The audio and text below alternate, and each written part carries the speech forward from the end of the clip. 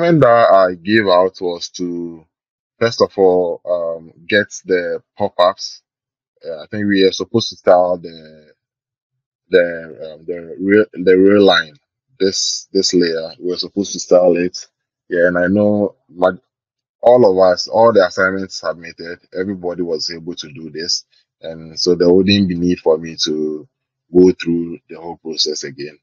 I think majority of us got this part wrong.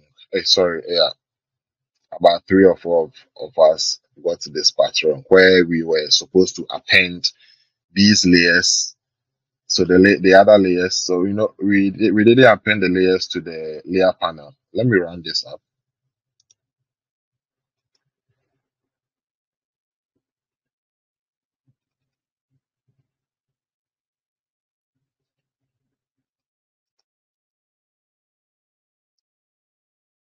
Okay. So this was like the original state as at the close of our last lecture, right? So the task was for you to add all the other layers to this layer control and also style the real lines, right? So we will do um, the other aspects by adding the layers to the layer control panel. Then we can move on to today's agenda. So basically today we touch on the geospatial advanced geospatial library called the FGS. I'll just touch on the surface, then I'll give an assignment. Then we will now try and publish our application online on GitHub, right? So that's our main goal for today. Then we will talk about other matters, yeah, going forward for the rest of the program. All right, so let me go back to our script. Right, so I will launch my JS where we have all our JSs, our scripts. So I'm going to add the region, the health sites, the rivers, the tree cover um, map to our layer control. So to do that already, if you remember, I defined this overlays here. So this is where we are supposed to append it. The assignment was already solved, but if you were not following the last lecture, you wouldn't see that I solved that assignment. So I just placed this here. So it was up to you to uncomment these guys, right? Then just call this layer. So like when you take the first layer, let's say region, I'm going to get that. Then I'll just replace this guy with it, and I'll just give it a name. So the label to show on the map. So this is region. Then I'll come here, pick the next layer, that is health site. I'll give it to it. Then I'll just give it a label, health facilities. Okay, I'll add another one. And let me add a comma. Let me add 2 other. Yeah. Then I'll add the row lines. Oh,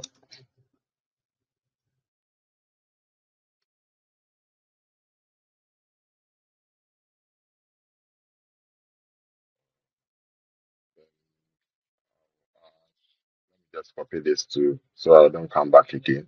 So it's the river and the tree cover map, and these are WMS layers. Let me just bring it here and replicate this twice.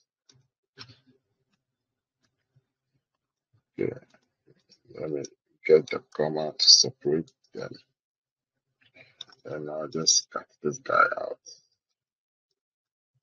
All right, so our first one is the rivers, then there is our tree cover.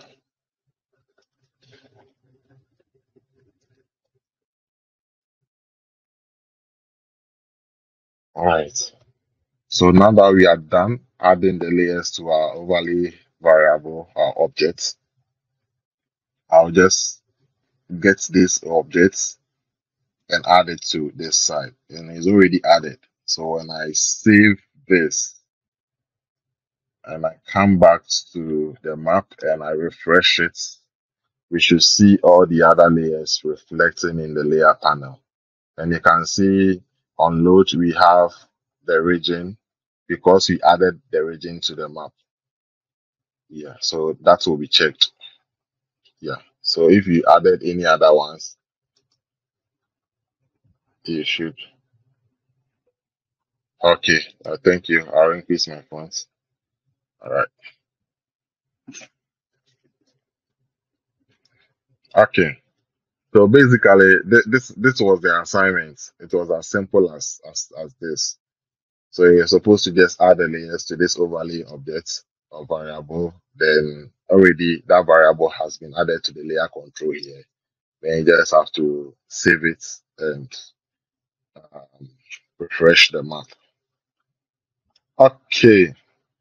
So I'm going to leave this for like a minute and wait for those of us who were unable to get it now. Then we can move on to today's agenda. In the interim, if you have any question, you can just put it in the chat and I will just tackle it before we move on to today's agenda.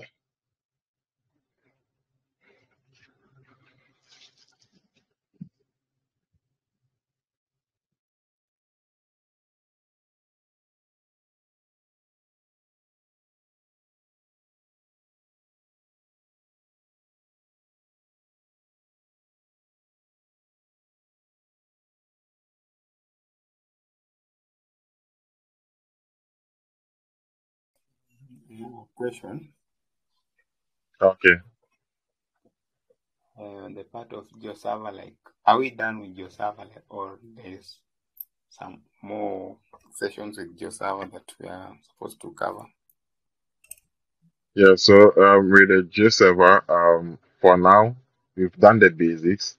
So when we enter into the object oriented, when we enter into the Django, when we start with the Django, we'll come back to the things that we've talked about. We'll touch base on them again and integrate that into the application.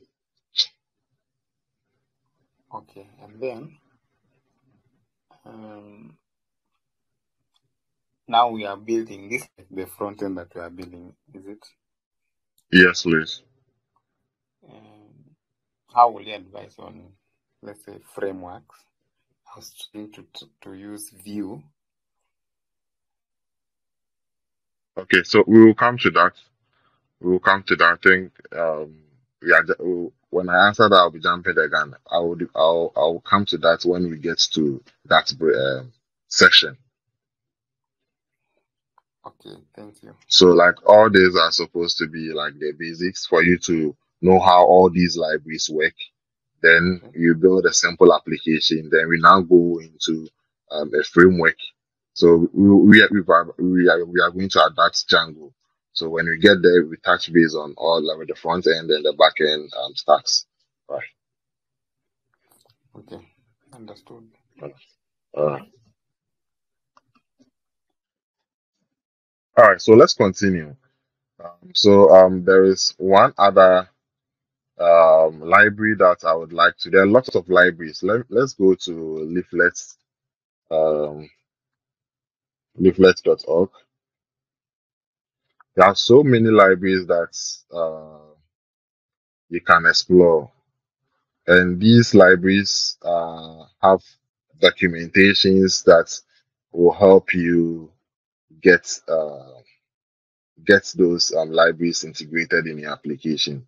So at your leisure time, you can just be going through them, or maybe if you are building an application and there's a certain functionality that you want to integrate. First of all, come to leaflets, come to plugins, just search it, search through these archives and see if that functionality that you are searching for has already been built. You know, I always say there is no need for you to rebuild something that has already been built. So if there is a plugin that does it, why stress yourself in getting the whole thing from scratch? There are times you can just pick out somebody's plugin and you modify the plugin to suit your need. It depends on you. Yeah. So just go through these things. We still have our GitHub issues active. We have our Telegram page also active. When you go through any of these and you encounter any issue, you prompt us and you DM me or you put it on the GitHub issues. We'll try as much as possible to help you through that. Okay. All right. So let me touch base on what I wanted us to just look at. Then we'll move on to GitHub stuff. All right. So let's search for TurfJS. So TURF JS. All right. So it says it's an advanced geospatial analysis um, library. So I open that, and this is what you're going to see when you click on the official website, right? So you can also read like a little about how this also works. All right. So you can see when you come here on the left side, we have some measurements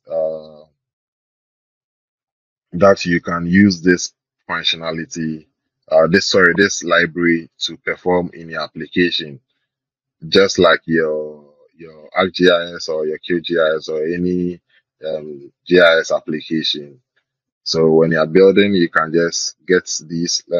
I'll touch base on, let's say, area, and I'll touch base on center or centroid. Then you can go through the others and give me the feedback. So let's say this one, when you're interested in a particular, let's say you want to compute an area of a polygon, right? You click on it, then you check. They are going to give you a sample code on how to get that area. So when you reference the library, the only thing you need to do is to reference it. You call the TEF library dot area. Yeah, and you pass in your polygon, then you should get your area. Let's experiment that in using our region layer that we loaded on our map. Then I think we should be good. So I'm just showing you how you can integrate some of these things in your application, right? All right. So let me go back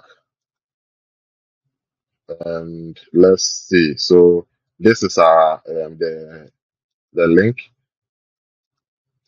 the CDN link that you can reference in your application, right? So we are going to add this. So you just copy this line. So when you come here, just copy this line using direct in browser. If you are using Node.js, you can install it using the npm. But we are going to use this. We are using just the browser, so you just copy this guy, right? Then come to your HTML, then bring it. Yeah, you can just put it somewhere here.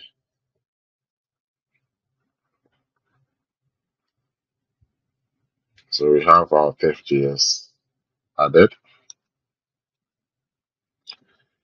So that's it. You've added that here. All right.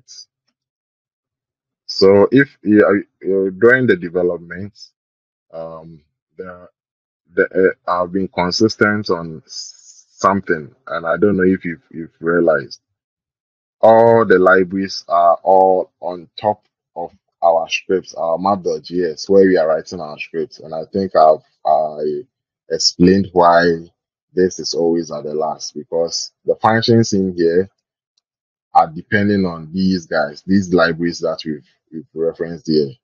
So in situations where you bring this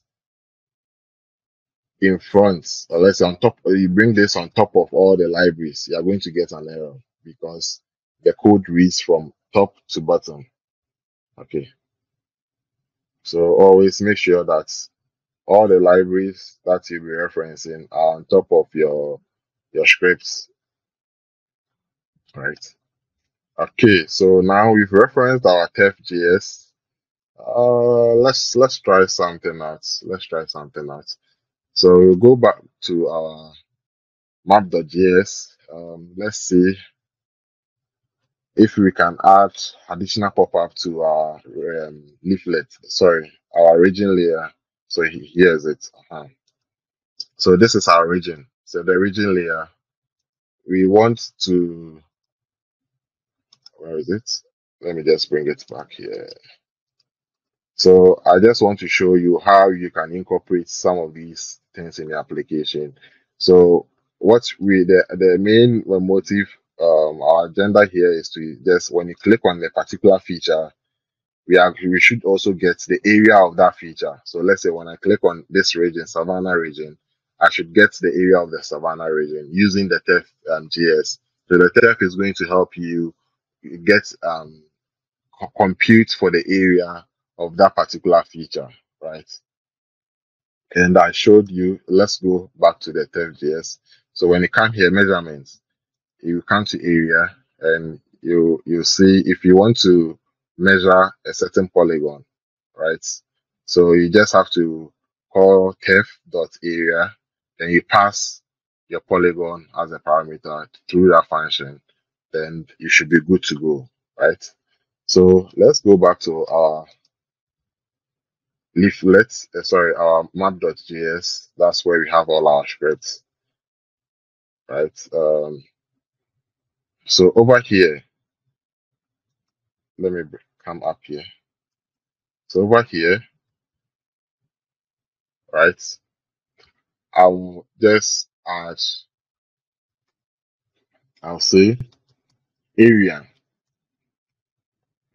right, is equals to, then I'll just bring tef as you saw in the documentation. So you say tef.area, right, into brackets, and this feature. So the feature is like the feature that the user is going to click on. So each of the feature we are getting the area. So we just pass the feature. And here the feature is a polygon. So when you go to the documentation, you can see they define a certain polygon here and they pass the polygon through that function. So when you come back to our code here, this is our polygon. The feature here is our polygon. So we pass the polygon to it, then we should be good to go. All right. So let's just run something. I'll just um, print it in our console. So I'll say console.log.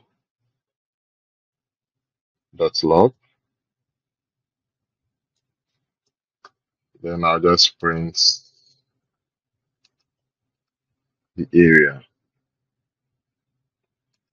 Right. So let's go back to our map. Then I'll bring my inspector to check. So we have 0 messages here. I'll refresh it. All right. Let me clear this. And when I hit on this, I'm supposed to get something in the message. All right. Nothing is showing. All right. So let's come back here and check something out. All right. So first of all, let's go check whether our the TEF is working. Let's check whether the TEF loaded. So these are some of the things that you have to also learn how to debug the code. So you can see over here in our JS, we have TEF loading. Okay, so why are we not getting?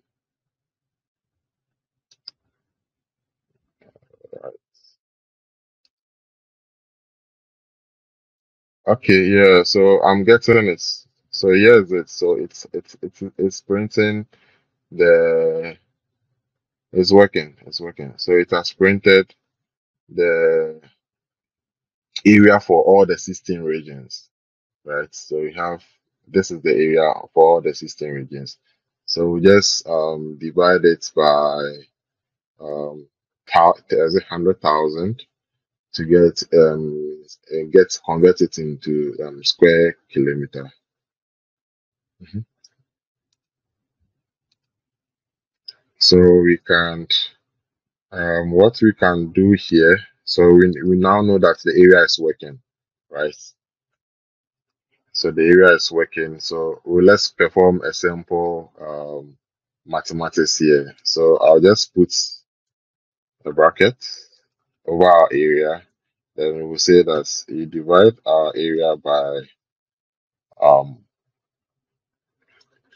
one 1,000,000. So one then six zeros, right? Then we want you to sorry, did I leave anything out here? So um, all right, then we will just we are going to fix it to three decimal place, right?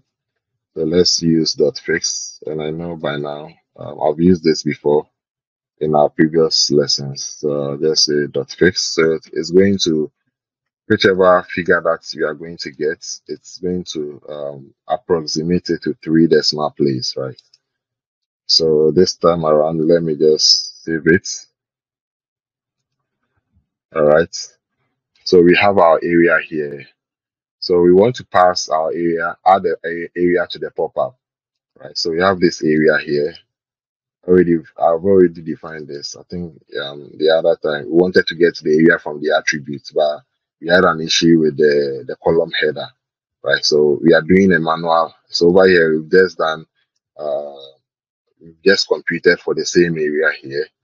Then I'm just going to pass this instead of the feature. So you know the feature dot property is calling the attributes, but this time we are not calling the attributes. We've computed for that feature, and I'll just add it to um,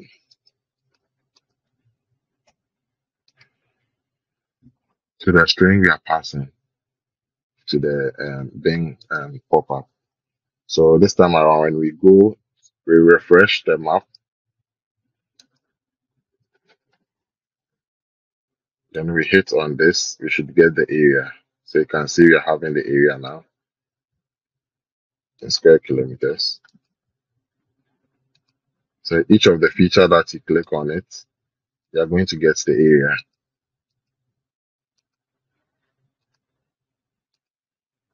All right. So it's as simple as that.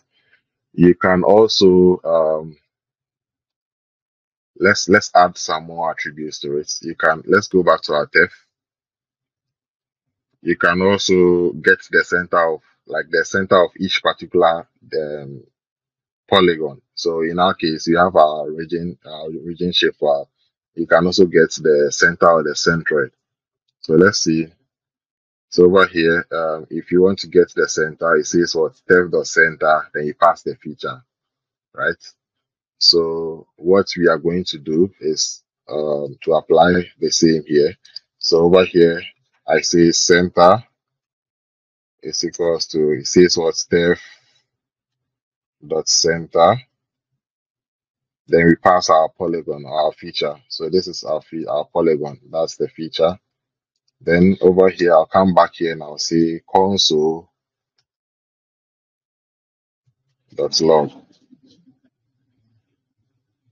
We want to see the contents of that center before we even add it to our pop-up, right? So I save that. Then I come back here to our map to refresh the map. So I refresh the map.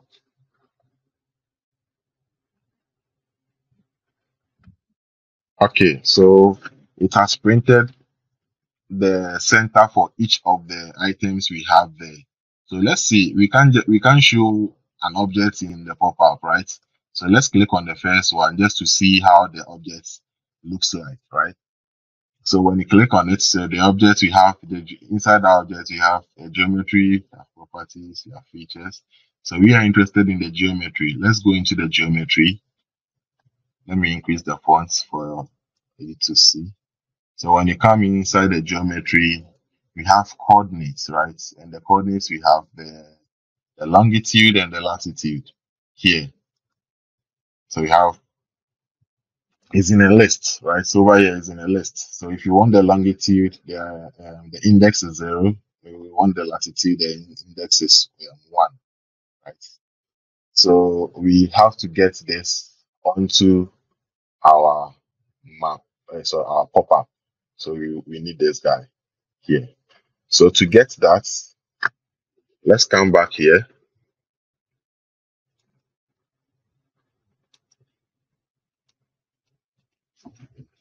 All right. We will clear off this guy. Then now, since we know our center here, right, we want to get the longitude and the latitude. You know, the way it's coming, we have to just get them individually. Then we can append it to our pop-up. So we'll just define a variable here called center long, right? Then we will so this is the object that we saw. So def.center and the feature is the object that we saw here. Let me just close it. So this object is just for one. So when you enter the object, we want to come to geometry, then you come to coordinates, then we get our longitude. Then we do the same thing for the latitude, right? So to do that, so the step is what? The geometry, then the coordinates, then we enter the list, right? So to do that, so you do take the center into bracket our featured as our polygon. Then you do, so the step is for geometry, right? Then when you enter the geometry, then you enter the coordinates, right?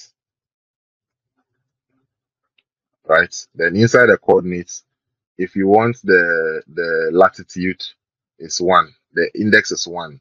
While if you want the longitude, the index is what? 0. So I'll bring our index 0 here. I hope it's clear. So I'm just going to replicate the same thing for our latitude. So we say center underscore lat. Then we say def center feature, the same step geometry. Then we have our coordinates. Then this time around is going to be what? 1. Good. So we will now want to append it to our pop-up. So I'll just create another row. Then we'll say um, center, right?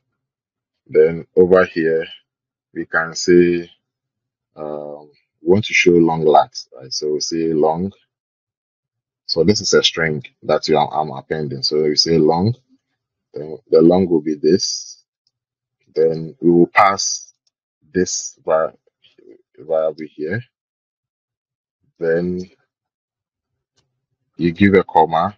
So this is how it's going to show. So it will come long, then the lat.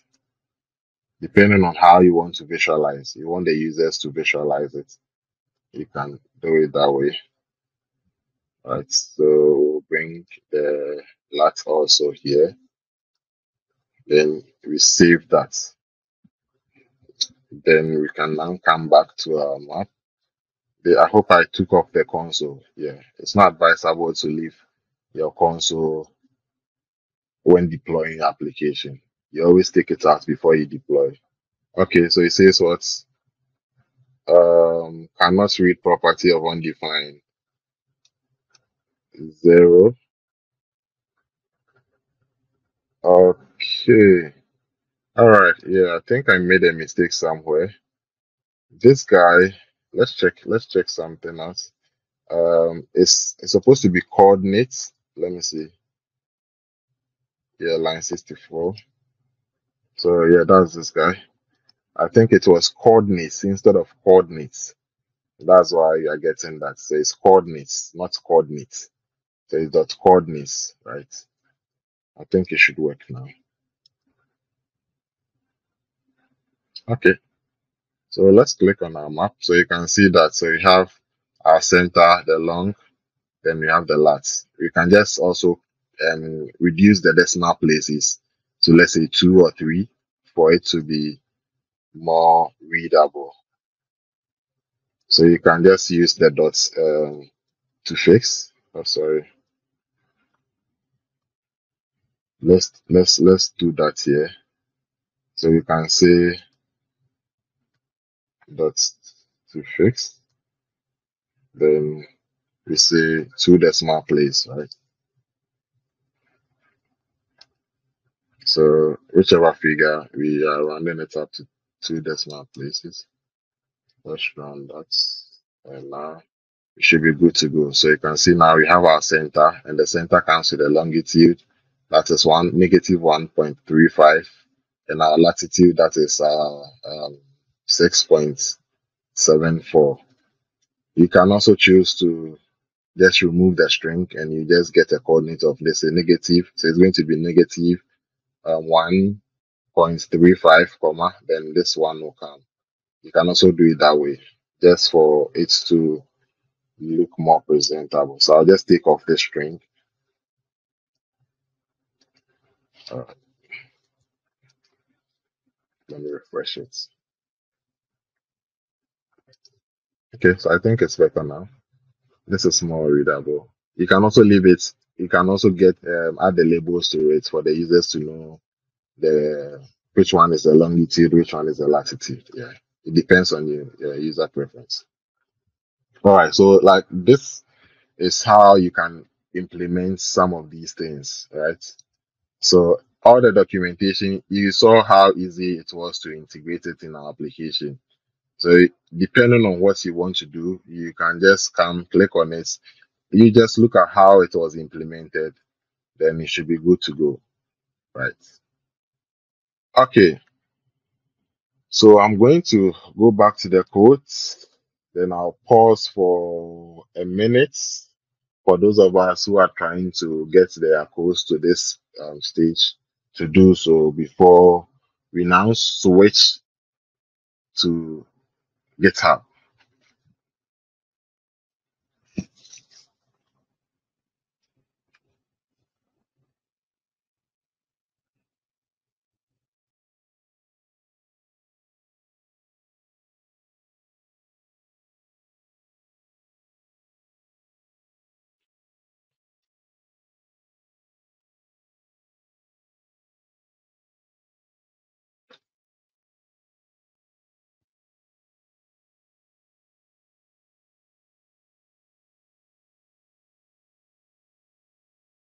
Okay, so let's continue.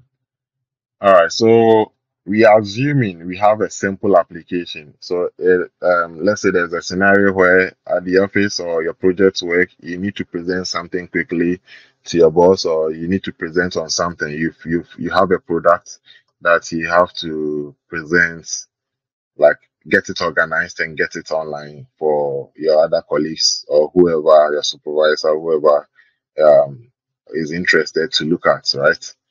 And you want to deploy like something like what you've just done.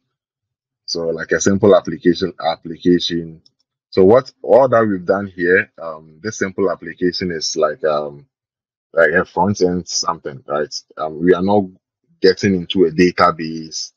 Fine. The database, we dealt with a database when we published our polygon, our tables on GeoServer, right? But in this application, we are not fetching data directly from the database onto the application. There's nothing like a server side.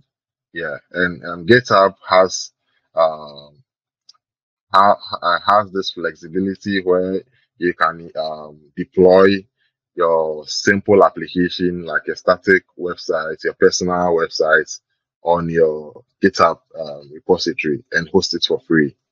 Yeah, so I wanted to use the second as part of this lecture to tackle touch base on that. Okay, so to do that, I think I mentioned yesterday that we should all try and get our Git desktop installed, and I hope we all did that, right? Okay, so I'm going to launch mine.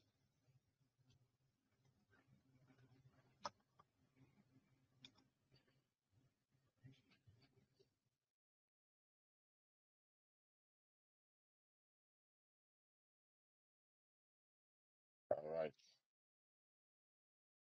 So at this point, when you launch your GitHub, I think for first time users, you have to log in. So when you log in, you should see an empty screen. Like you should see something like this, right? You should see something like this on your screen, right? And also before that, in your browser, go to github.com, then log in into your accounts. I've already logged in today in the morning, so I am logged in. And usually, when you log in, you are being asked to enter a certain code. You'll be sent an OTP to enter to verify the user before you are able to access your GitHub account. So, like basically, this should be your GitHub repository. So over here, when you come here on the left side of your GitHub, for this is purposely for those of us the first time users or those who are new to GitHub. So all the repositories that you have will be like, when I say repository, in the layman's term, I would say if it were to be your desktop, I'll say like these are all the folders or your archives of applications or projects that you see that here. You see that on the left side. So you can see that here. So maybe if it's your first time, you wouldn't see anything here. But I know majority of us are used to GitHub, and you should see a list of repositories there. All right. Yes, so there are so many ways in getting your or deploying your GitHub app or pushing your GitHub app onto your repository or your account, right? I During the survey, I realized majority of us on the platform are not used to scripting, like are not used to coding. So I thought it twice to use the easier way out, that is using the Git desktop. There's no need for you to go into your console and just type in the Git commands, Git add, Git commit, Git push, origin, main, origin master. There's no need for you to do that. So I'm just going to show you an easier way out. Git has this GitHub desktop, which makes life easier. That is, if you are not doing any complicated stuffs on GitHub, this should be okay for you, right? So go to where your repository is, like that's the app that we just built, like this app, right? Where like go to where the folder is. Make sure everything is intact, and make sure that when you enter into that folder, this HTML that we worked on, if you renamed yours in any name, kindly rename it to index.html, right? Because when you deploy it on GitHub and you want to publish it, it sees it as an application. When it gets into that folder, the first thing it looks out for is the index.html. That's the home file. So if you don't have that in there, then kindly rename. If maybe I know some of you will name it as snap.html, like rename it to index.html, right?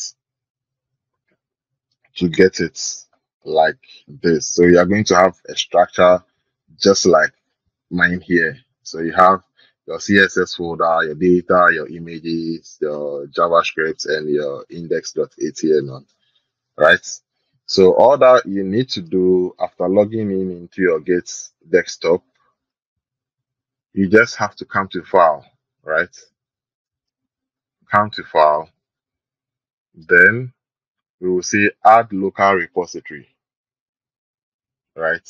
So you click on add local repository, then it asks for the path of the repository, right? So you click on choose, then it takes you to the folder in which, so this is my folder, the geoportal, right? So you just select the geoportal, don't enter into it, just select it and just hit on select folder. Because we've not initialized GitHub, or we've not initialized Git in that folder, it's going to tell you that this directory does not appear to be a Git repository. Would you like to create a repository here instead? Then I'll say yes, create a repository. So you just click on create a repository. So when you click on create a repository, defaultly it's going to use the name of your folder, right? You can keep it as it is. If you have any description for that particular repository, you can just type in a word or two in there.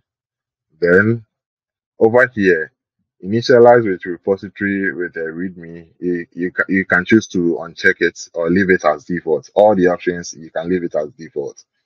Then you click on create repository. And at this point, you have to make sure that you have internet connectivity on your machine, because at this point, or the moment you click on the create repository, it will connect to your GitHub repository and create a repository for this application that you're about to push, right? So let's click on it. So it will, when you see the loader spinning, it means that there's a process going on. There's no need for you to click on any other thing. So the moment it's done, you will see this button here. Say publish your repository to GitHub, right? So you just have to do what? Click on it. So publish repository. So when you click on it, you get this. And please, because it's an application that we want to make public, right? We want to get the link and share it with our friends and our colleagues and all that. Let's uncheck this. When you keep it as private, you will be unable to share that app public. Like you can't access it in your browser, right? Or you can't even proceed to do what you want to do. So just uncheck it, right? Then I'll say publish repository.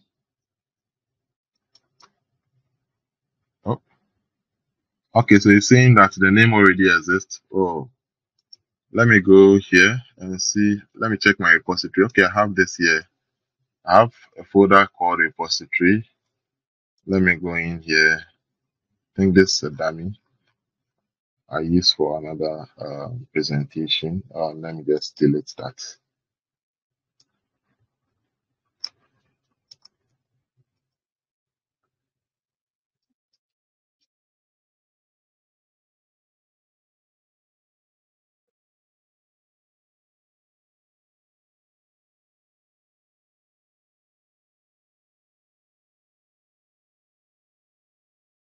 Let me just enter to verify the deletion. Alright. Okay, so I think we should be good to go now. So I think on your side, it has published the application, right? So I'm trying to do mine here. Okay.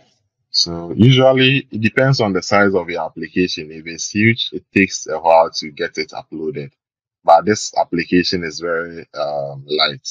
So you can see that the moment it pushes it online, like the button will disappear and you wouldn't see anything here. But the moment you start typing anything, you update the script, you will experiment that. So let's go back to our GitHub. I'll go to repository. Let's come to repositories. Then now you should see that repository you created, right? So let's click on it. Click on that repository. That's in my case, mine is GeoPortal. So I'll just click on it.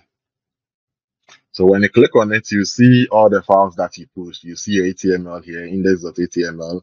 You see your CSS folder, your data, your JS. It has been pushed to your account, right? So now we want to get the URL to our application, or we want to publish our application. So go to settings, right? Let's all go to settings. When you go to settings, let's go to pages, right? Click on pages. So when you click on pages, you will see this here. So it says build and deployments. Over here it says source. So deploy from branch. Yeah. So we are deploying from branch. And over here, let's select the main branch. That is the main, right? So defaultly it comes with the main, like it's deployed on the main branch, right? So let's say for those of us who are new to GitHub, you can have multiple people working on the same project. So each of the developer can create a branch, and they can be pushing their updates onto the branch. Then after, they can merge the branch into one branch to get the application updated. So defaultly, we only have one branch. So let's select that branch. That is main. And when you do that, just click on save. So when you click on save, you should have a notification which says that GitHub source saved, right?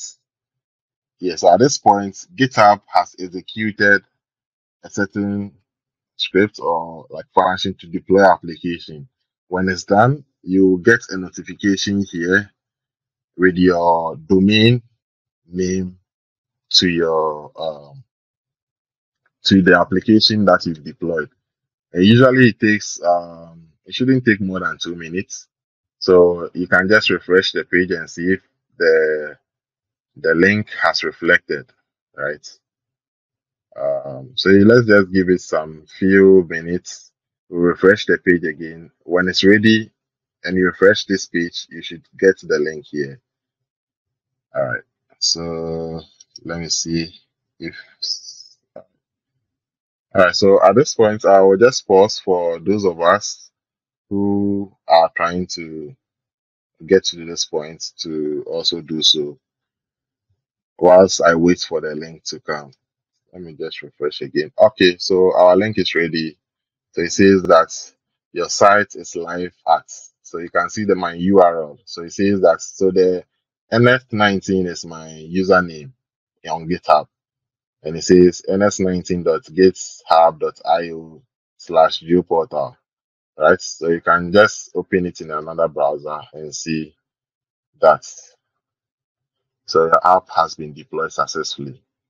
And this, let me put a caution here. So when this happens, this can always help, always work when you have all your data sets in the application, like all your GeoJSON saved in your data folder or in the application.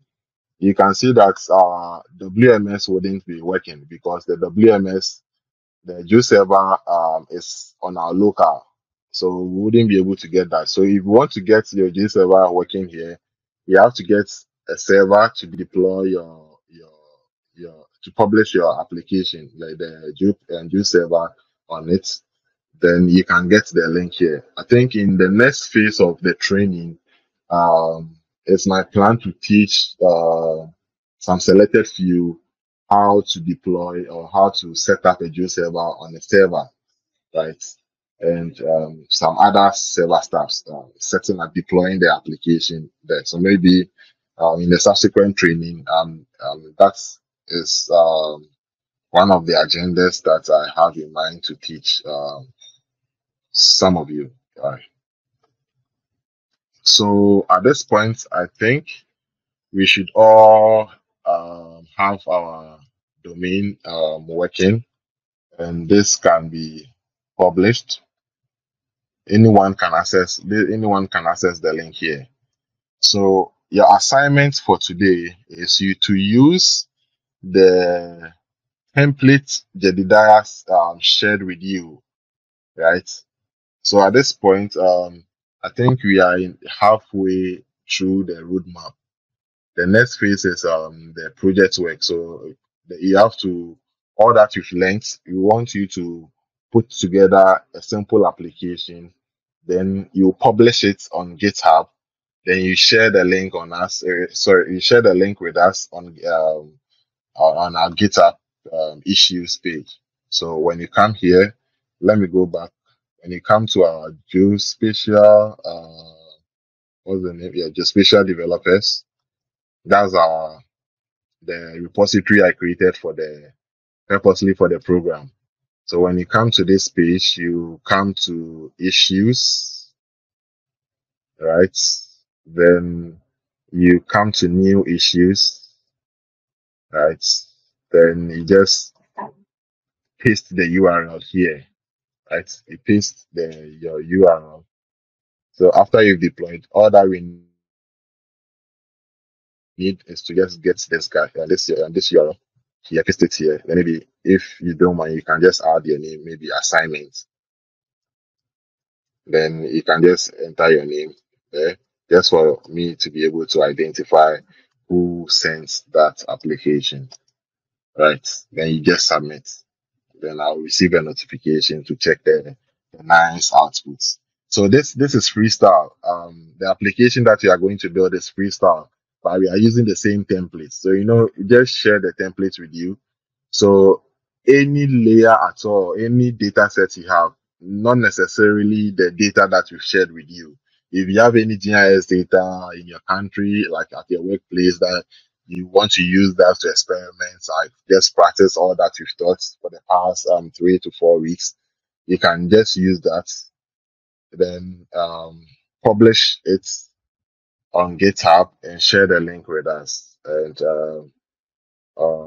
it would be nice to see some of the outputs that you'll be sending. So at this point, I'm just going to pause. I'll bring my presentation to an end. Then I'll move to other methods, right? So this week we are ending our leaflets session. Then, God willing, next week we will now switch to uh, Google Earth Engine, right? And those of us who are still struggling to get access to the Earth Engine accounts, kindly go through the conversations. I think I shared a certain link that will help you register, get an account on Earth Engine, like for non-commercial purpose. Usually, when you are registering and you are being asked some questions, just go through that documentation. It will help you get some answers to those questions, so that you can get your Earth Engine account ready. If you want to verify whether your account is working, just go to um, coach.earthengine.google.com, right? Then hit on enter. When you hit on enter, you should see the screen without any overlay, right? Without any overlay. So when you hit on the URL, it brings you here, and you can just click on run. If nothing prevents it from, like, there's no pop-up or an overlay on this page, you are good to go. But if you have an overlay that is trying to tell you that go and register before you access the page, kindly do so before we come back on Monday, right? For Monday, we are going to learn how to use the Earth Engine. Someone will ask me, why are we now moving from the software developments and we are now coming to Earth Engine? Yeah,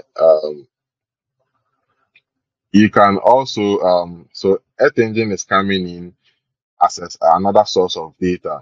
So you will learn how to like explore the repository that Earth Engine has, how we can perform basic remote sensing analysis, getting our spatial indices, also if there is depending on how the response, the feedback we get, we will also dive into classification, classifying image using Sentinel 1, 2, Landsat 7, 8, if possible 9, and yeah, so we'll be exploring all that.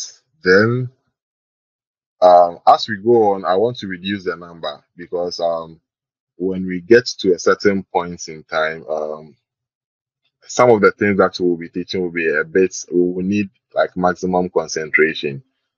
Yeah, we are diving into the most difficult aspects. So we'll need some little few for the live session. Then maybe after we just post the video. Then the rest can also look at it. Right. So that is the plan. So thank you very much. Open the floor for questions. Then, if you have any question, you can just unmute yourself or just put it on the platform. I'll read it out and I'll be glad to answer the questions. All right, so the floor is open.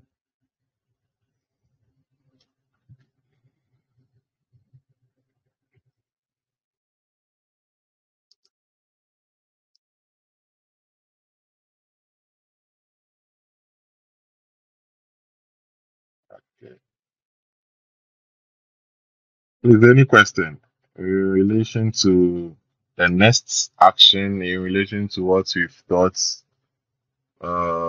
If you have any question, kindly bring it up and let's tackle that. A question. Okay, yeah, John. I was trying to implement the on each feature on the WMS layer. I don't know if can you Yeah, hear me? so yeah, I can hear you. So with the WMS layer, you can't perform on each feature on it because it's a tile image, a tile layer, or it's an image. Okay. So it's not possible. Yeah.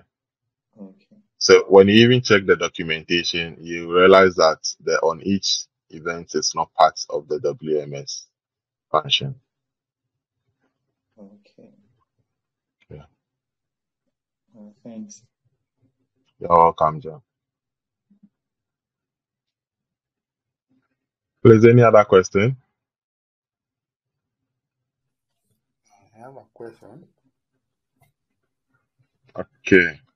regarding the TAF.js, that component of computing the area using TAF.js. Yeah. After calculating the area, I can, when I console.log, I'm able to get it. But when now I'm calling it to the map, it tells me it's undefined. I don't know. Yeah. So yeah. So I've shared my screen. So maybe you can look at it. Maybe I'm thinking maybe you might have missed a line. So just look at it. So I define an area, then Yes. I just do the computation here. Okay, yeah, let me look at it. Just give me a minute, then. Okay. Whilst you look at it, let me just open the chat to read the other question. Sorry. All right. So there is a question on the page. Says it's quite unfortunate I joined very late. Is it possible to catch up with the lessons before the project deadline? Oh yeah. So it all depends on you, right? It's not too late to join. We have all the videos on YouTube. When you go to YouTube, you search for geospatial developers, and you have created a playlist for the whole session. So you can go into that playlist. I think it's mentorship program. You go into that playlist and all the things that you've done from day one till today, you will see that there. So just have to get some time. Maybe you can just apportion 2 hours of your time every day, and I'm sure you should be able to catch up. Yeah, you should be able to catch up. Maybe you can also double up, maybe 4 hours are done. You should be good to go. But each session is a maximum of, I think, 1 hour 30 minutes. That's the maximum. Yeah, I think it should be good to go. Yeah. Please, any other question? All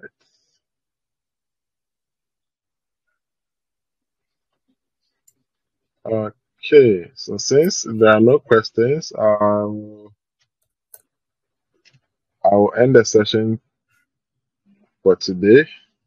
Then we'll prepare ourselves for Monday to learn how to get um, what do you call it, our Earth engine, explore the data sets, get like basics of Earth engine. Then gradually we'll be diving into some um, the difficult aspects. I wouldn't say difficult. So the whole motive is not for you to get you scared, but I want each and every one of you here. If you are not used to Earth engine, um, we are going to write a JavaScript code, right? All that I need you to psych your mind that you are going to learn the basics. You are not going to just cram codes into your head. Earth engine has a very concise documentation, right? A very detailed documentation.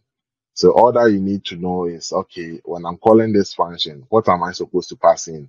When I want to do this, when I want to perform this indices, or when I want to compute this particular product, work on a certain product, how do I go about it? Just learn the basics. Then the rest of the codes, trust me, when you go online, there are a lot of codes in the cloud, which you can just fetch some. Since you know the basics, you can just modify the codes to suit your needs, right? So just psych yourself. You are coming to learn the basics. Ask a lot of questions when after each presentation. I want you to get to the basics before we now dive into the difficult. I wouldn't say difficult, like the interesting aspects. Yeah. All right. So thank you.